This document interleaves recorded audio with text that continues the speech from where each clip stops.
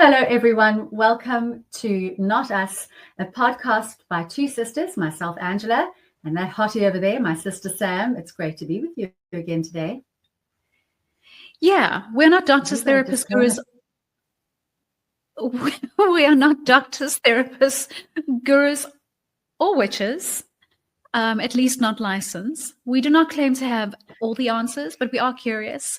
The opinions expressed in this episode are our own, subjected to change and for entertainment only.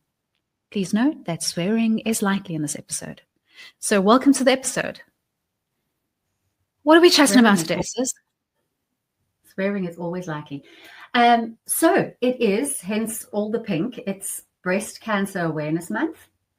And so we've got our little pins. You're wearing more color than you've ever had this weekend with a pink ribbon.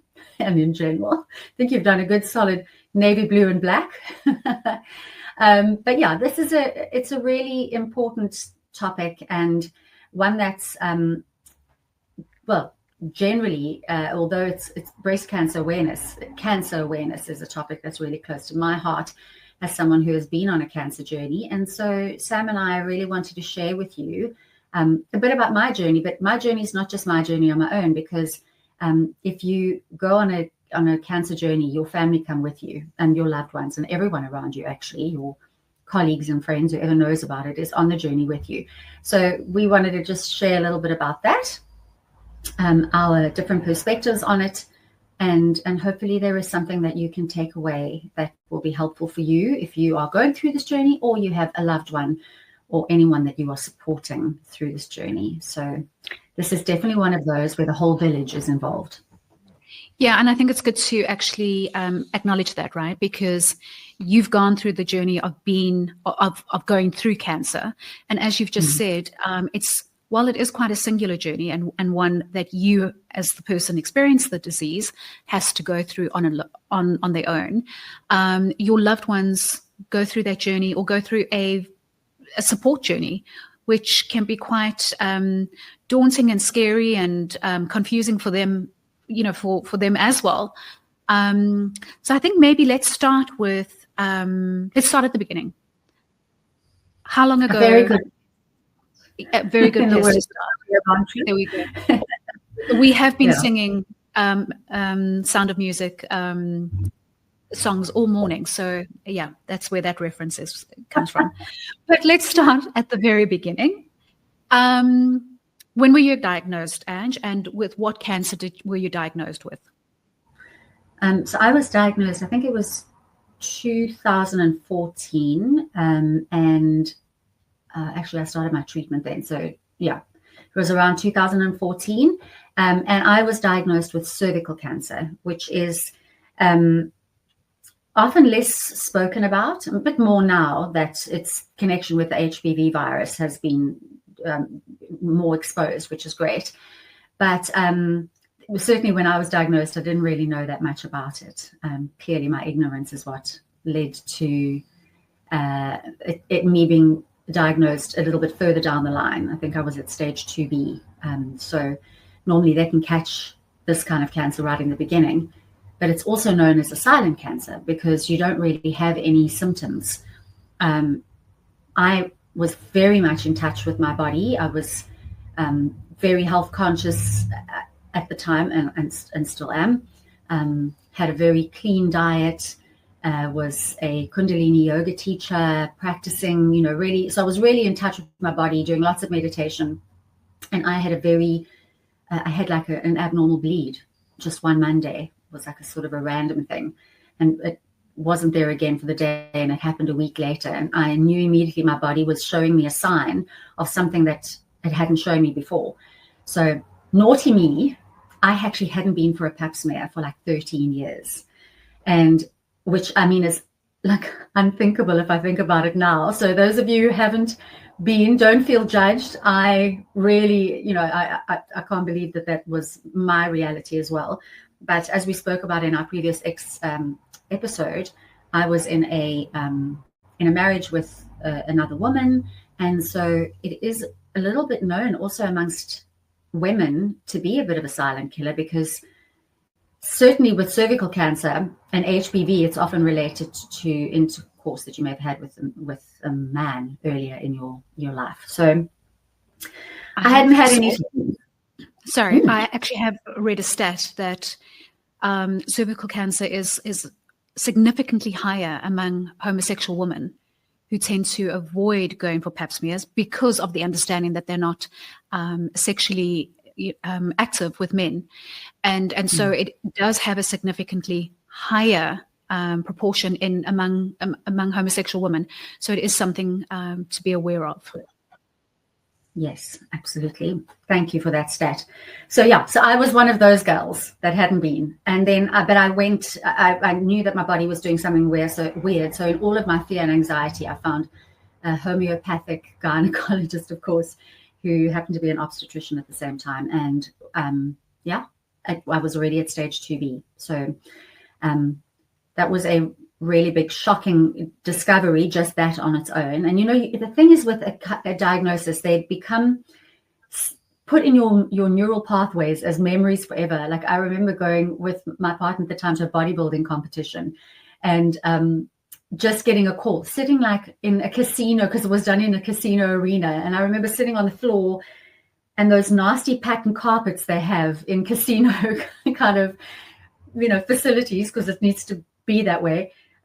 But sitting on the floor waiting and then getting a call from my gynecologist just saying there's an abnormality and we need to check it out. And that just as your whole body goes into, oh my God, what's happening, shock. So that was before it was diagnosed. That was just, there's something that's wrong.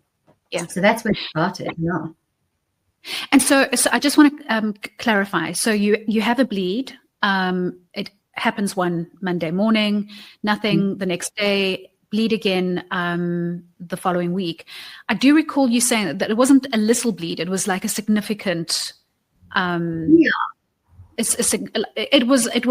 was not like a period or a menstrual cycle. It was something a little bit more significant, right?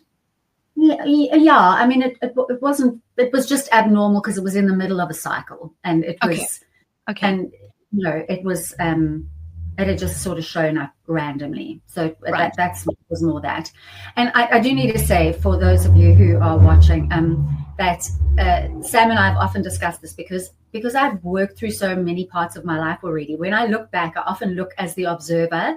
So I may look, sometimes when I talk about this, I may not be completely emotionally, as emotional as one would expect. So I'm going to try and really get into the vulnerability and remember what it was like at the time. But I've moved so far on this journey, and also for me, as we'll discuss later, I don't hold that much trauma around it now because I've put in so much work.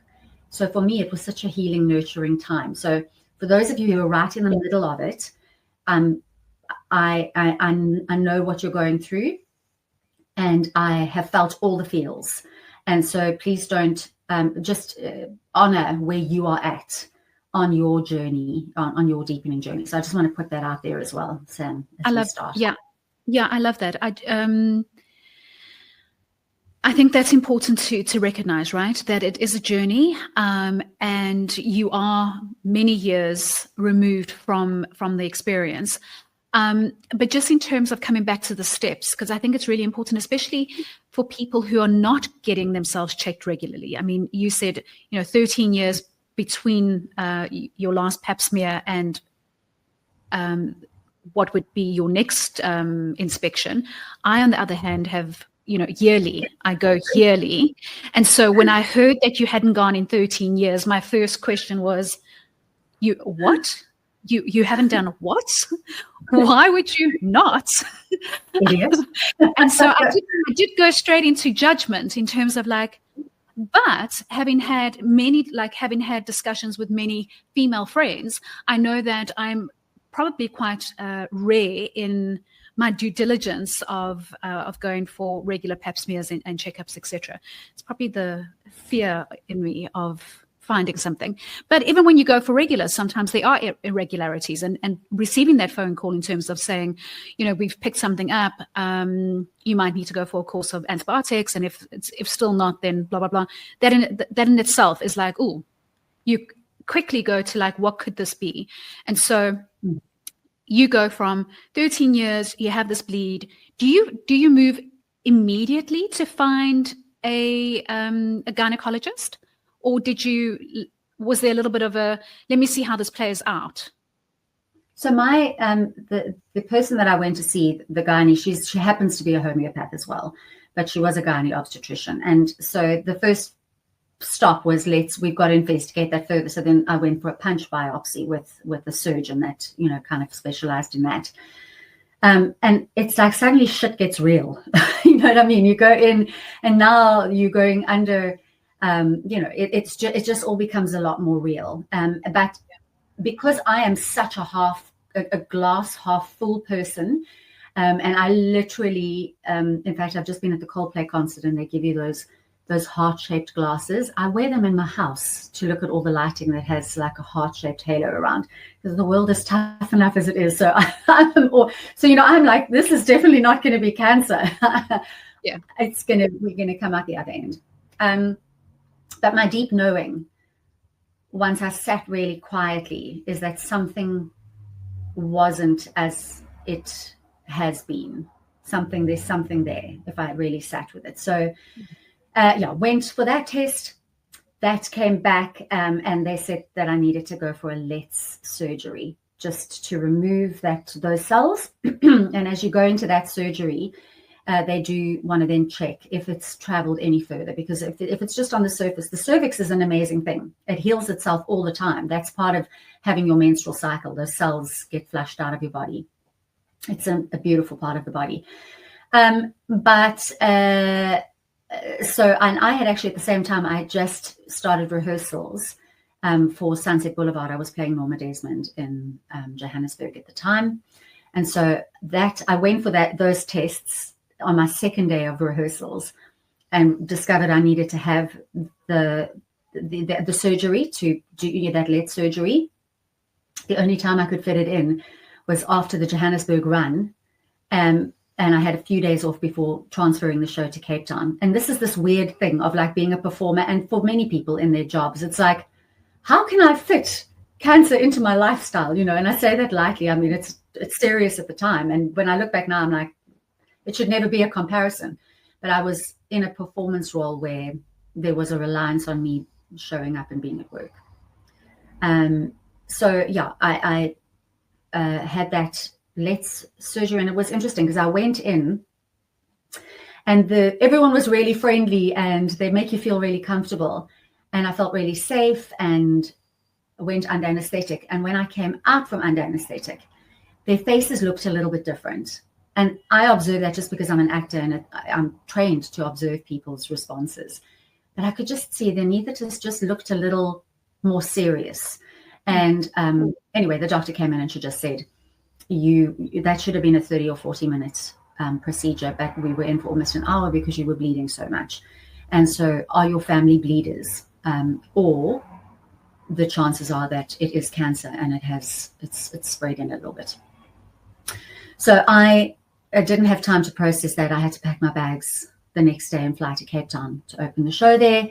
I landed in Cape Town. The next day I had to be at a rehearsal, a placing call on stage at 7:00, and it was like 4:00 in the afternoon. I just had to lie down because I had been under anesthetic, and the surgeon called. And it was really interesting. The bedside manner was very different than some may have experienced. But she just said, "Hello." I'm glad she got straight to the point. "No, how are you?" or anything. She said, "Hello." I said, "Hi." She said, "It's cancer." Whew. And that's like the sledgehammer, right? Because we are so afraid of that diagnosis because of media and just because of everything you hear, and rightfully so, because of what people go through. And you just... Let's pause. I want to pause you there. So you get this call. I mean, as you said that, I get this call and she says it's cancer. I was like, oof. You can just feel like, wow, that must have been like a sucker punch. You did the same thing. Let's just pause there in terms of what's going through your mind when you hear, like, you're picking up a call. You're expecting a phone call from your doctor. You're a half full kind of person to begin with. So you have already like canceled that this is potentially cancer out of your mind. But you receive this call and it's, hi, it's cancer. I mean, what's going through your mind? Is anything going through your mind? So I'm really good in crisis moments. I go into, right, what do I need to do now? So I think once I've like been backhanded, get back in, she just said to me, are you still in Johannesburg? Because she's able to get me in with this outstanding gynae oncologist by the name of Dr. Trudy Smith, and you can't normally get in. So if, can you be back? I can get you in at 9 o'clock tomorrow morning. So I just went into practical mode. I can't be at rehearsals tonight. My suitcase is still packed. Book a flight, call my partner. I don't even think I called my family and friends. I let her do that. And got on and raced back to the airport and got on a plane. It was once I sat on that airplane and had 2 hours in the sky to do nothing but digest this news that all of those feels suddenly came, and I'm just like, oh my God, what does this mean? And that's the reality, right? Is that these big life-altering situations don't happen in isolation. They happen while you're working and managing life. And so you have these moments of, okay, now what? And so you've got to get through the practical stuff. I mean, you had just landed in Cape Town and you were now flying back. And I remember calling you to see, hey, have you landed safely, etc. And you'd said to me, I'm actually on my way back. I've just received a call from the doctor to say that I need to be back in Johannesburg. I don't think you told me that it was cancer. You just said you needed to be back for surgery. I mean, and I don't even remember that call. Yeah. I don't even remember those moments. It's just in such, I've got to function mode. Okay, so you're now heading back. You've landed. I mean, you've got, and you were down in Cape Town. I mean, you had a 2-week corporate gigs lined up, but you were also going to be in Cape Town for a further 2.5 months or 3 months, because Norma Desmond had been transferred to Cape Town and you were going to run the show, right? So we all knew, like back in Johannesburg, that we wouldn't see you for a while, but now you're back. 3 months. And you're back for surgery. You're scheduled the next morning. So this is in a 2-day period. Yeah. So I just had that surgery. So this was to go and see an actual gynae oncologist now, to see how severe, to look at the results and tell me what do we do to treat it. Yeah. So just first thing in the morning, there. And of course it's been a night of tears and panic. And does this mean this is it for me? Like, can I get through cancer? Am I, I don't know what level of cancer it is, because that has its own psychological impact because of how we know like stage 4 is different than stage 1, or, whatever that, I don't know anything. So, just went in. It turned out I was at stage 2B.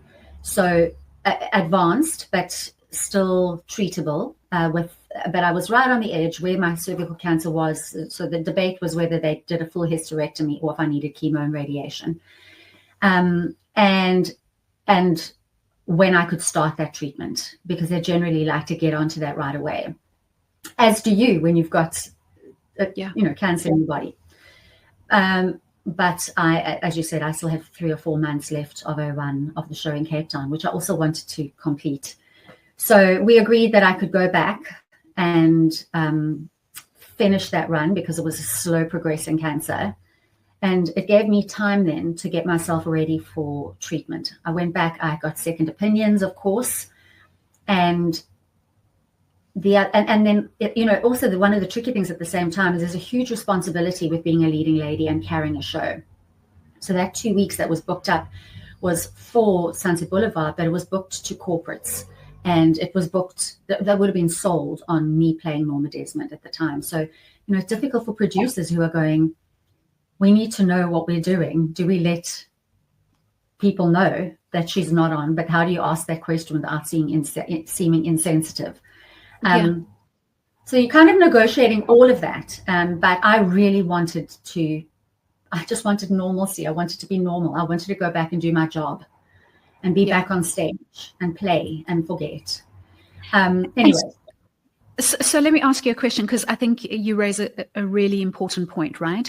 Which is, as the person who's now received this information, you've had a conversation in terms of what the treatment options might look like, or what the course of action might be. You said radiation and chemo versus a hysterectomy.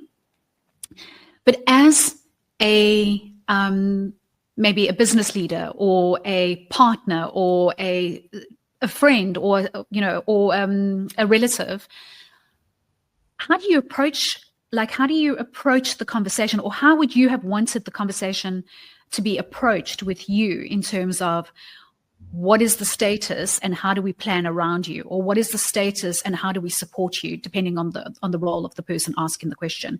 Because I know from my perspective, I would have felt super sensitive or super confused in terms of how to approach the conversation with a team member, but also needing to plan in the event that you were going to be out of action for a while. Yeah, I mean, I think the extra layer for me was that because I was a yogi at the time. I came from a world of naturopaths and, people that don't necessarily, not everyone, but a lot of people frown on chemo and radiation in such a big way. So for me, it was more like, am I going to kill my body with chemo and radiation, or am I going to go the natural route and take the chances of, can I heal myself? There was all of that dynamic going on. But I think what I did do was educate myself on all my options. And I spoke to everyone and got everyone's opinions, and went through the feelings, the emotions of, okay, if I do this, what will happen if I do this? At some point in time, as you said, it is a journey that only you can go on. It's your body, and only you can decide for your body what you're going to do. Now, of course, if you're in a partnership, your partner's on the journey with you. But even then, it is still a very personal decision, because I know people who have just, chosen an alternative option than everyone else was thinking. And you have to allow people to choose for themselves. So after getting all of it was highly recommended by all of the specialists that I saw, that I have chemo and radiation and brachytherapy, because my cancer was quite close to my bladder. So of damaging other organs, it was, the risk was high. So mine was really, do I do chemo radiation or go a natural route? And eventually my doctor had said to me, you trust me on this, modern medicine, it's not great. Like, what we have it's not great for your body. So they weren't denying that those things can affect your body, but it's the best we have right now. And she said, and certainly for cervical cancer, she's like, she gave me this number, X amount, a huge number, and the success rate is enormous. So this I would really recommend.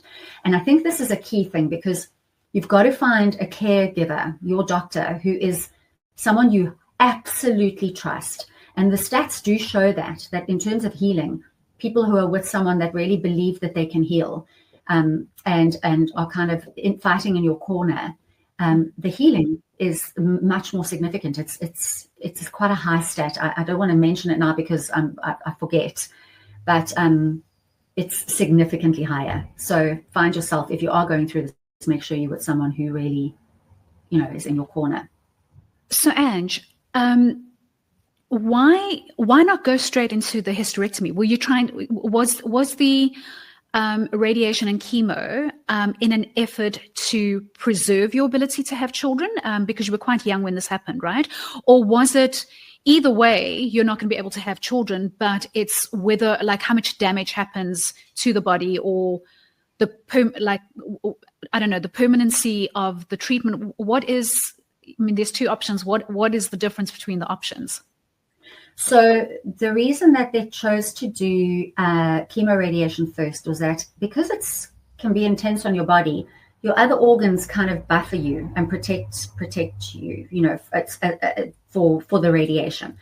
So if they do chemo radiation first and it's not successful, or they don't get clean margins, then they will go in and do big surgery that's quite invasive and remove what needs to be removed. If they do that first and they don't get clean margins and they still need to do chemo and radiation, you don't actually have other buffer bits, is how they described it to me. You know, there's not a buffer. So the safest, because I was so close to my bladder and because of my age, so it's so unique to everyone. Like, people kind of hear cancer and then they think it's all the same for everyone. The treatment is so specific to you, your age, you know, it's personalized. So for me, it was, this is the best option to begin with. And if that's not successful, then we can go in and do surgery and be a little bit more aggressive and remove, you know, cells that need to be removed. Okay. So the chemo and the radiation was first option because it gave a margin of error or margin of safety in terms of a second step if need be. Maybe, I know that we've discussed this, but you've said so as much that you were living quite a healthy lifestyle in terms of yoga, and you are a vegetarian, etc.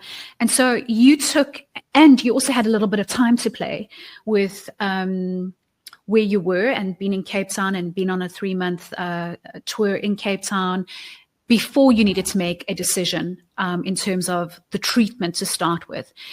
What did you do with the time between having the conversations and then getting back to Johannesburg to start treatment?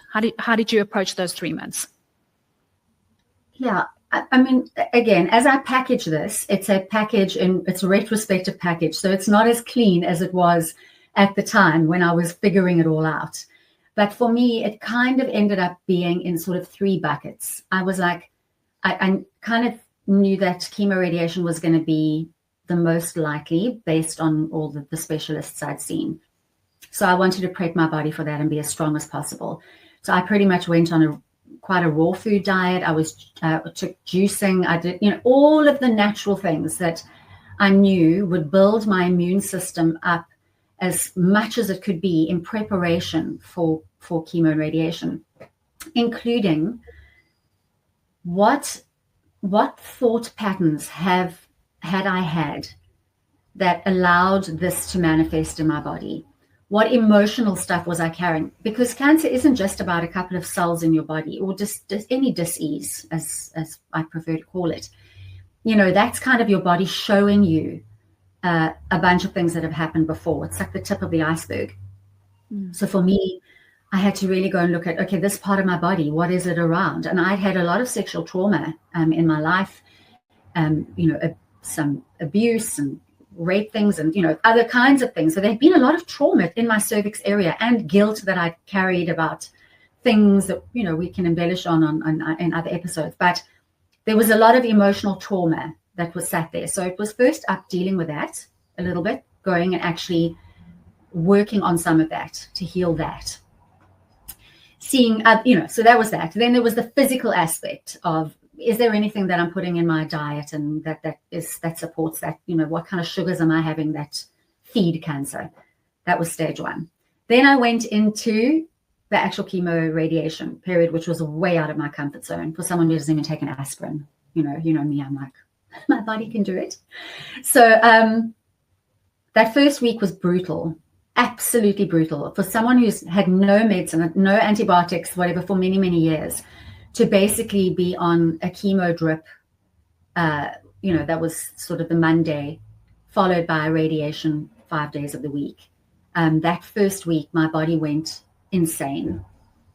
And it felt like having, certainly the day after chemo, it felt like the most insane hangover I've ever had in my life. Like, it's just toxin, and my immune system went crazy and my body fought it, and it was really awful. And I actually had to go for a therapy session after the first one, and it's really good to have someone to speak to through this journey.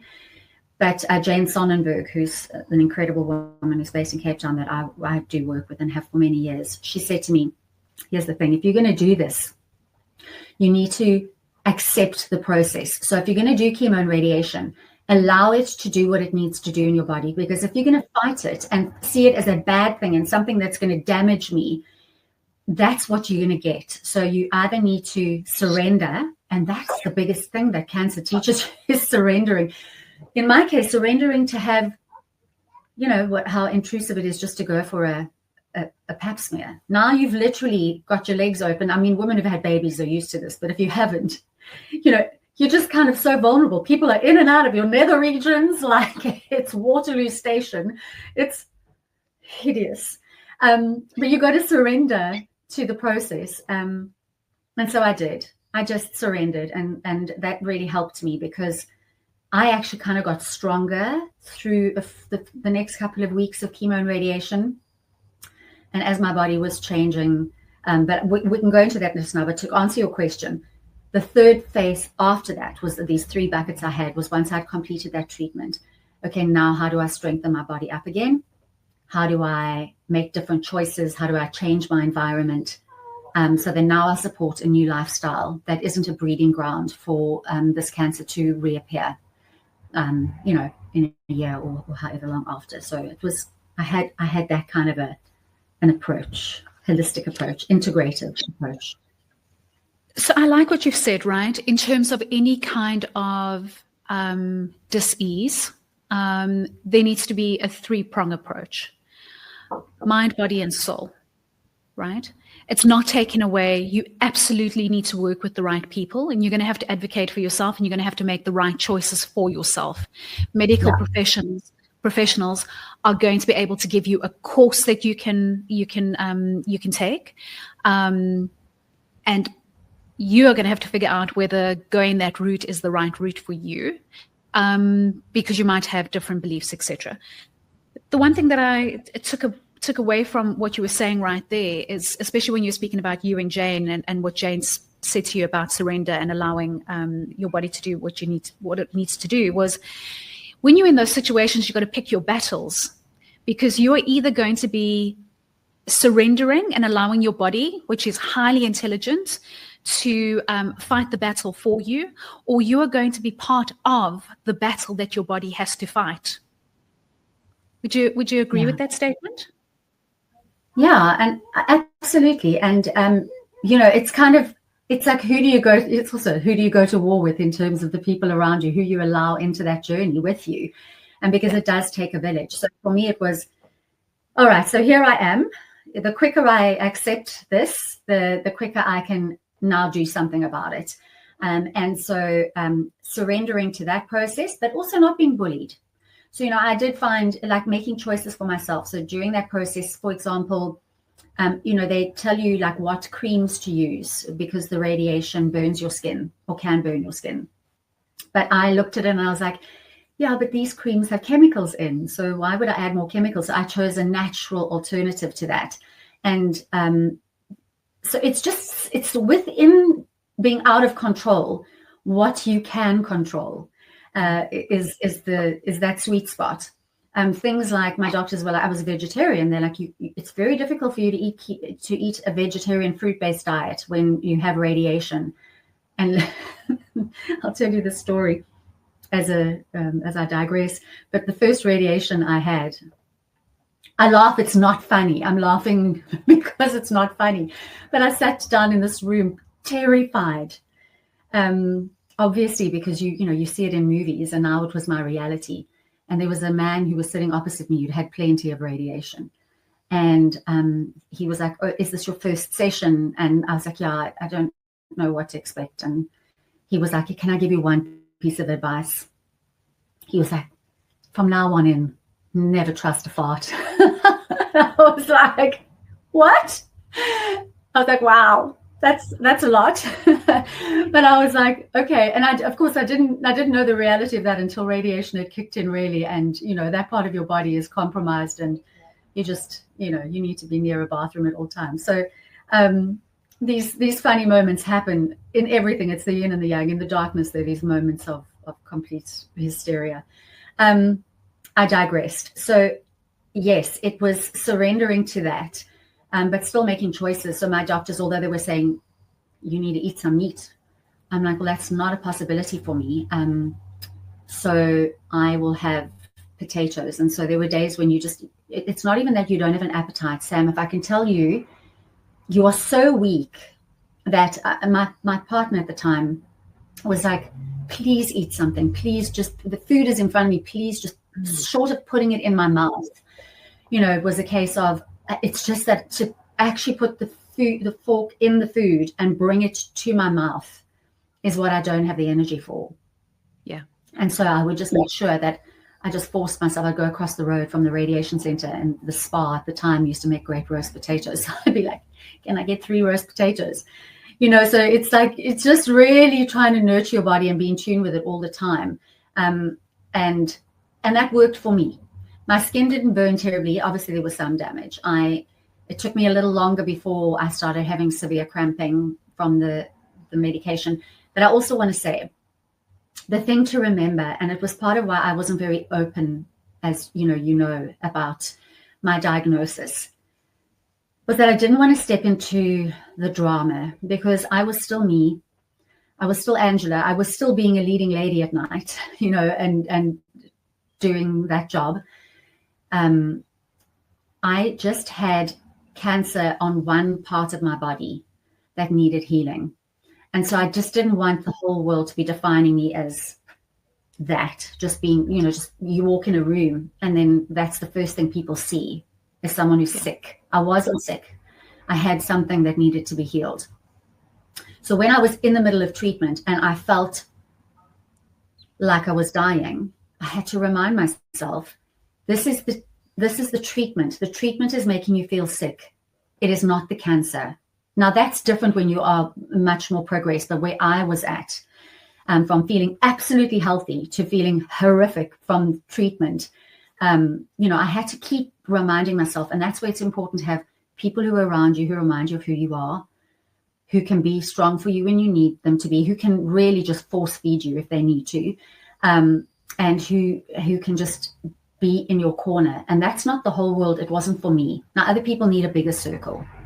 I didn't. I just wanted a few key people who wouldn't buy into drama, who wouldn't go into the story and the fear, but who would literally be like, it makes me think of being, I grew up on racetracks with my dad. He was a marshal at the racetrack. So I didn't like it at the time, but Saturdays, my brother and I, like on the bonnet of the car while these things were racing around. But that's the analogy is being the racing car driver. You've got to negotiate that track at speed, but you need to just stop. And there's this team around you who just help you get back in space, make sure you're ready for the next circle around the track. And it's kind of a little bit like that when you're doing that deepening journey of treatment. Let's maybe speak about, you mentioned this, selecting your tribe. You decided to be quite private because you didn't want to be defined by it. As you've said, some people are quite out there, which is also great because it gives a face and a humanity to the disease. But how did you go about telling people? Did you tell people? And who did you bring in terms of supporting you through this journey? Yeah, so I was very private. And as you said, it's because for me anyway, when I'm dealing with real life stuff, like this is the real shit, I don't have time for drama and noise around me. I'm very singular in my approach. I wanted to get this healed and do it without spreading my energy anywhere else. Now, at the time, I was, I was a leading lady, and there's media and there's people, and you've got fans and all of that kind of thing around you. I didn't want people going, "Oh, did you hear Angela Cairns got cancer?" No, my cervix has cancerous lesions on. I'm still me. Like that's where I was at, and that's maybe just my defiance in general, as we're saying in our episodes about not being boxed, not being labeled, but just being me. So that might have been a bit of it in there. But I just only wanted positivity around me. And that was tough for me because there was a moment, I remember on this journey where before I started the treatment, where there was someone who I had been friends with for a while and had chosen to separate myself from that relationship because it had become a little bit toxic. And then coming back to apologize. They didn't know the journey that I was on. And so they didn't know that I was about to embark on chemo and radiation, and wanting to be back in my life. But I knew it was a toxic pattern, and I had to say to them, absolutely forgive you. But if you don't mind, for a little while now, I'm just going to be taking some time to myself, and maybe we can resume this later. I had no time for drama. And I really recommend that to anyone who's on the journey. Choose your tribe. So my tribe are those who love me unconditionally, who are not going to go around gossiping, or not, who can share their fears, but who I could be vulnerable with as well, and my doctors. And that's all I needed at that time. As I said, very different for other people. Some people need to be on social media and document. There's no right or wrong. That was just my choice at the time. Thank you for sharing. But so let's shift a little bit, right? Let's speak about the impact of cancer, because this is a life altering moment. And I say moment, but it's a journey as well, right? Mm-hmm. The minute you are diagnosed, your life changes. You have to make decisions that are best for you in terms of making sure that you are here 11 years later. You have to make decisions in terms of what's going to help you get here. You are making decisions in terms of which people you're going to inform and why, and who's going to be part of that tribe. But then there's also stuff that you cannot control. Do you want to speak about the impact of going through this journey, and in particular, body, relationships, and life choices? Maybe if we can bucket it into those three broad topics. They're like mammoth topics.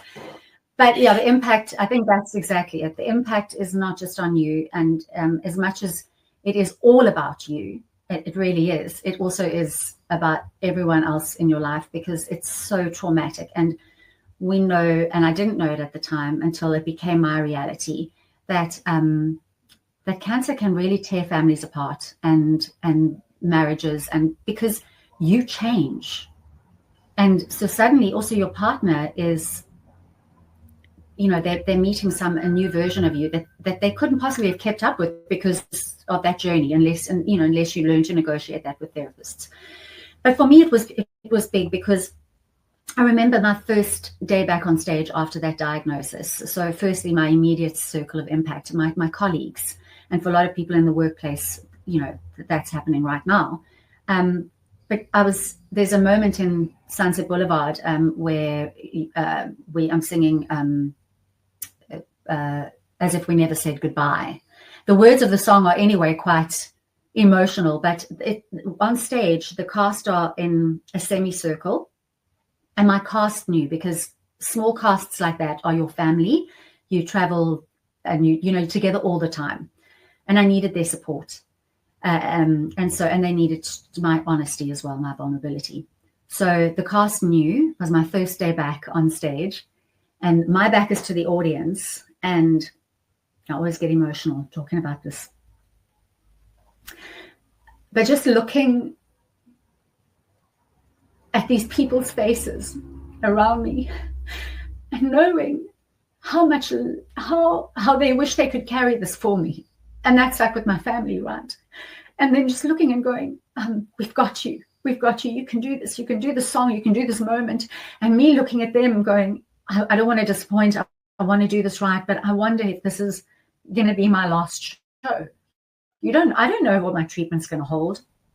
But those people in that cast, and they know who they are, they were everything that I needed at that moment to go on stage and essentially be like a performing monkey, The audience don't know. They don't need to know. It's not their business to know. But I needed to entertain them. And I wanted to be doing that in all my excellence. And so that was a huge change. Suddenly, I go from being, leading lady who's got it together and I'm carrying the show, to being the vulnerable one. And that cast is carrying me. That's a different shift in dynamic of that relationship that probably makes for a better performance. But yeah, that. And then there were lots of positives like that. You draw closer to people, you build relationships you didn't have, you meet people who are going through similar things, and you build real meaningful things. But there are other things that are different. Some people cannot handle it. It's too much for them, and they will leave you on the journey, and that's okay. The gift that cancer is that it allows you to reinvent your life, and even when it's traumatic. So also something that changed is that to pay for cancer treatment, I needed to keep working. As a performer, you're either earning or you're not in South Africa, certainly. If you're either in work or out of work, well, actually anywhere in the world. So my producers of Seinfeld set kind of worked it so that I could move straight onto an international tour of Cats. And I had done Cats for many years. It was a production I've done a lot. But it meant 2 weeks after finishing my last brachytherapy, moving to South Korea, leaving my spouse behind, my animals behind, and going. I wasn't able to come home for 9 months. So the tour was a year and a half, but it was 9 months, fresh out of treatment, finding new doctors, everything new. And that was incredible and terrifying. But my radiation oncologist at the time said, everything in your life has led you to this moment and this diagnosis. So she had said to me, do it. Change everything up, your diet, your life, everything, and see what happens. On the flip side of that, I did come home, and, after a year and a half of touring like that, and just being, that being the thing, my marriage didn't last through that. And it was tough on both of us. Cancer was tough on both of us. And my siblings, I'm interested to hear from you, because of course I'm quite insular, so I don't share things. You got married during that time, loads of big things happen, but I disappear. So I'm off with my cancer diagnosis, treatment, and I'm in a different country, and you're all just still sitting there wondering how I am. So I'm wondering what it was like from your perspective. Yeah, I think for me it was a little bit surreal, because the nature of your career meant that you were in and out or away quite a lot of the time. And then added to that, you presented yourself very stoic and very strong. And so you don't really go on the journey, but you're well aware of what's going on. And of course, it would have been different for your partner who's going, with you to the radiology and to the, the chemo sessions, and seeing the impacts that the medicine has on you. But it's interesting because, one, I thought that I was going to have an opportunity to shave my hair. I thought you would lose your hair. You didn't. So I thought, well, this is a really good opportunity for me to shave my hair in solidarity, in support. It didn't happen. But I remember when we were planning my wedding, I had this distinct feeling that you weren't going to be at that wedding. And I didn't know, I couldn't define whether it was because you weren't going to be around, or because you were going to be, and I mean, like, you weren't going to be alive, or because you weren't going to be able to attend because you were touring. And fortunately, it happened that you were touring. And so you did dial in to watch the ceremony, etc. But I suppose it's a little bit disconnected just because of how you chose to handle it, and what you needed in order to go through that journey. But I think you constantly. So for me, I needed to respect your space as well, and I think that has been something in terms of our journey as coming together as sisters at a later stage, is understanding that. Who you pull in as your tribe might not necessarily be who I would pull in as my tribe, but having to respect that you are finding the right people to keep you grounded and centered and felt and loved and held in that space. So it is interesting, but of course, I was still part of that journey, still part of your journey, but maybe not as involved. And I think as someone who is supporting someone who's going through any kind of disease or any kind of health challenge, you just have to be comfortable understanding that it's not a rejection of you, it's what they need to do to get from this point to the next point. And just loving them and accepting that journey. And I mean, what's interesting about that is that also you have different times in your life with different people. So you and I are so much closer now than we were at the time, as we were still getting to know each other in a lot of ways. So, I mean, now I went just the other day, for those of you who are watching, I had to go for a checkup. I still have to have checkups. Initially, it's like every 4 months, but the protocol in the UK is yearly. Mine, I kind of go every 6 months or so. But I had a new doctor, and I'd been to him once before, and he made me, I wasn't so comfortable with him.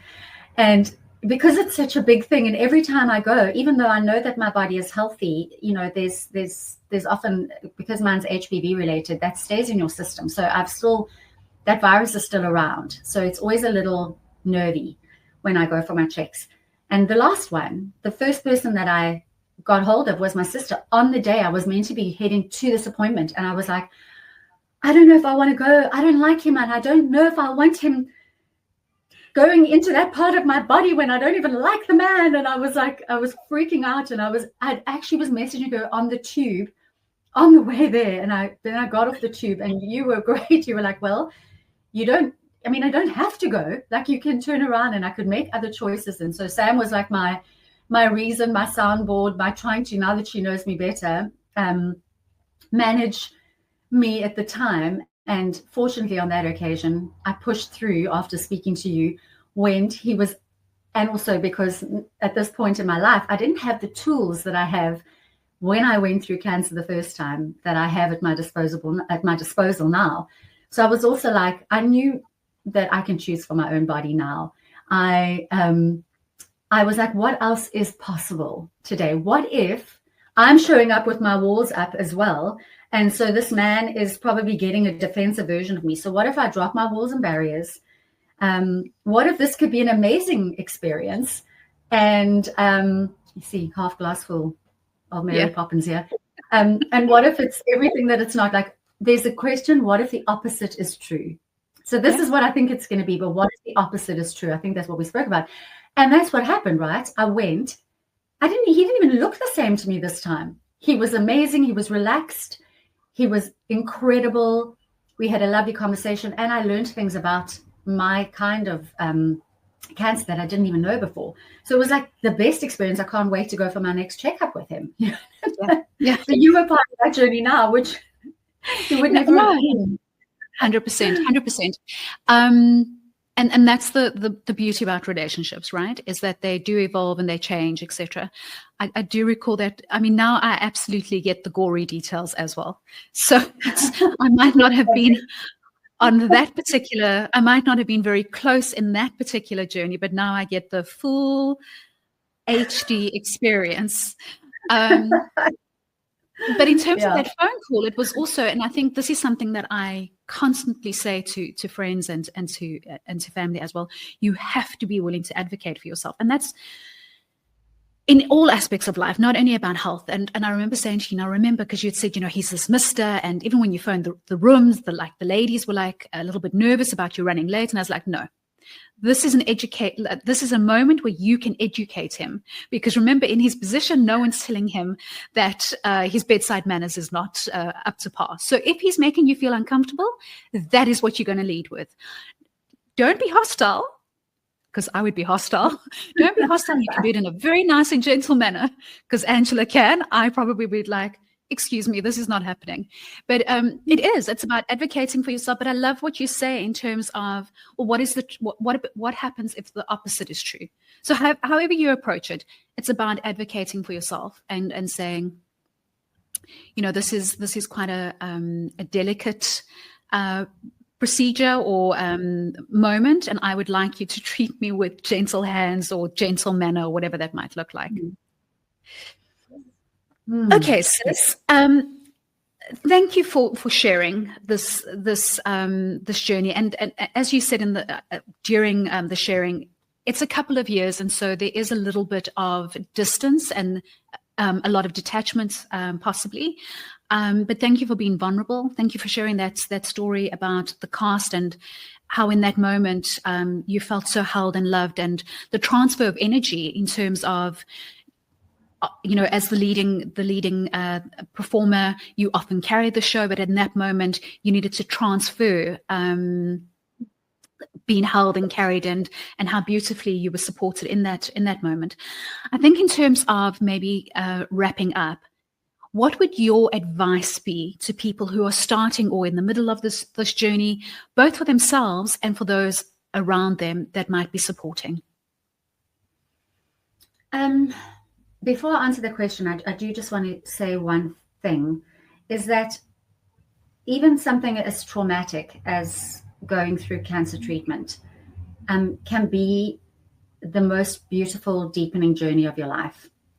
And so it's interesting for me when I look back at it, and that's exactly why we keep reiterating that this is not this is not a dishonoring of whatever journey whoever's watching is on. But I think back, and all I remember is being loved and healing, and everyone just being wonderful.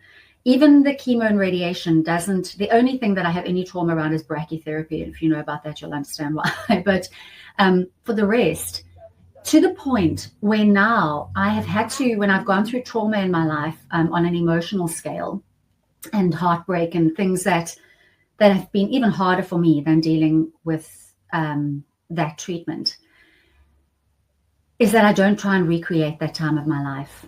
So it was like, for me, not wanting to make myself sick again so that I could experience that kind of love and care that you get when you're being taken care of in that way. So I just by way of, I don't know who needs to hear that, but, that's a beautiful, nurturing time of care. But there are, of course, lots of other ways for you to be nurtured and cared and loved. So whoever needs that, just so you hear it. So back to what I would say people need to know is that it is absolutely okay to be scared. But at the same time, you can also have other emotions, hope, enthusiasm, and other things, anger, other emotions, like all of that is part of the experience.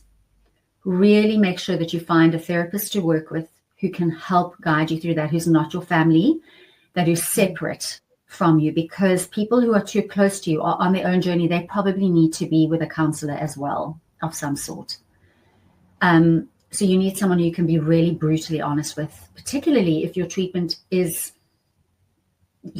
longer and is not turning out the way that you hoped for.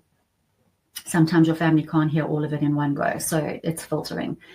And then just being honest with the right people at the right time, being vulnerable, surrendering, and just knowing that it's your life, you get to choose. And so just, there's that thing of being the energy of what you want your life to be. So if you really want to be healthy and well, I would do things like laughter is really healing. There's enough study to show that now.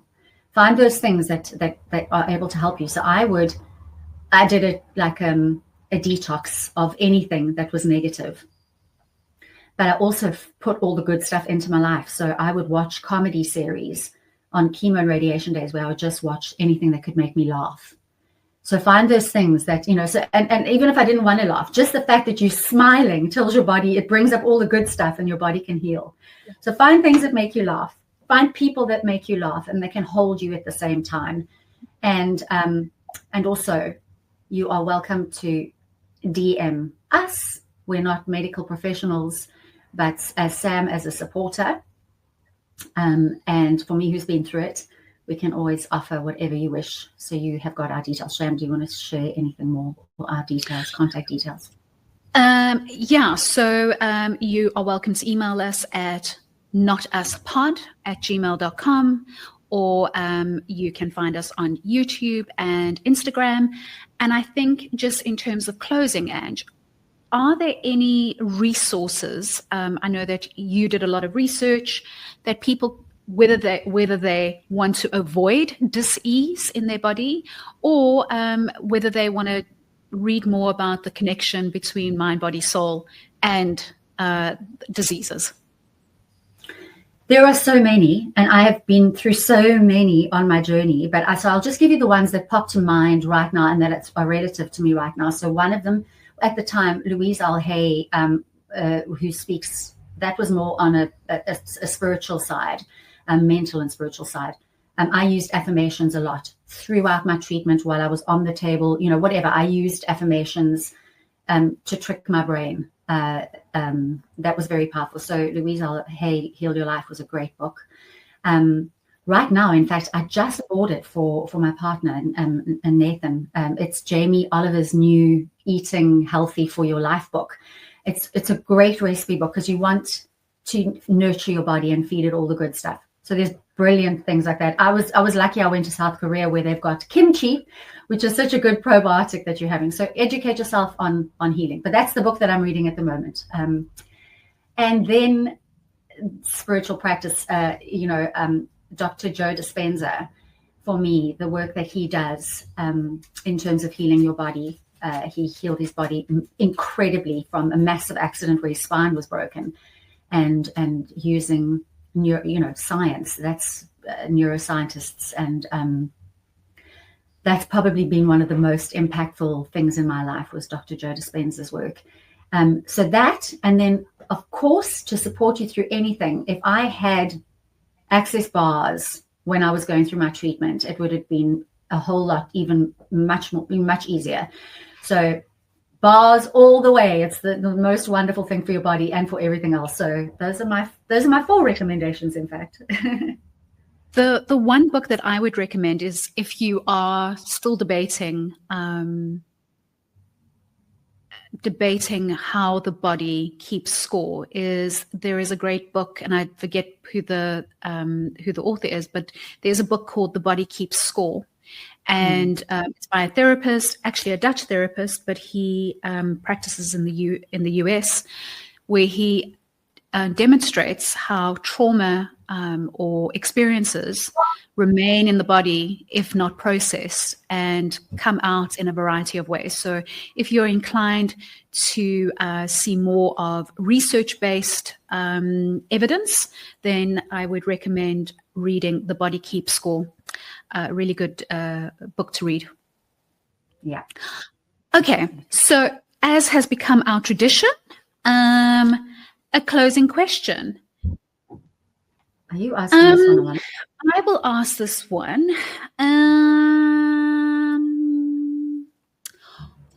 What song would you play every time you walked into a room if you had your own theme tune? And let's turn it up. You will answer for me, and I will answer for you. Okay. I think for you, it might be, and I don't know what the song is, but the song where Snow White and the 7 dwarfs are skipping down the road somewhere would be your song. Really now? Oh, we do know that Angela's favorite song at the moment is the Pink Pony Club, because I love it. she is a girl dancing on stage at the Pink Pony Club, apparently, is her life goals. But I think definitely I think definitely Snow White skipping down the road with the 7 dwarfs, I think pretty much summarizes you and your energy. Okay, what do I give to you? So what I would like to play. That. No, I'm happy to receive that and think on it. It's not untrue. For you, okay, so I would give you, and it's just because it's one of my favorites, but I just because when you enter a room, I think I'm going to go with Katy Perry's "Baby, You're a Firework." Come, like, so that you can just be like, yes, fireworks as you enter the room. That's my wish for you, that you sparkle up. When you light up, you sparkle up into the room. And then probably something deep and broody and thoughtful. Oh my God. How about, I don't know, Sam, what's something that matches your animal, which is like a black leopard? Well, I mean, I've got to tell you that my if I was choosing for myself, it would probably be Eye of the Tiger. That song's always in my head. Do. And while I'm doing that, I can actually like picture a pug or a French bulldog, but from behind, just the rump, boom, boom, boom, boom. Yeah. Okay, so if you want to send us any email, not us pod pod, your comments, your thoughts, your ideas, and thank you for listening.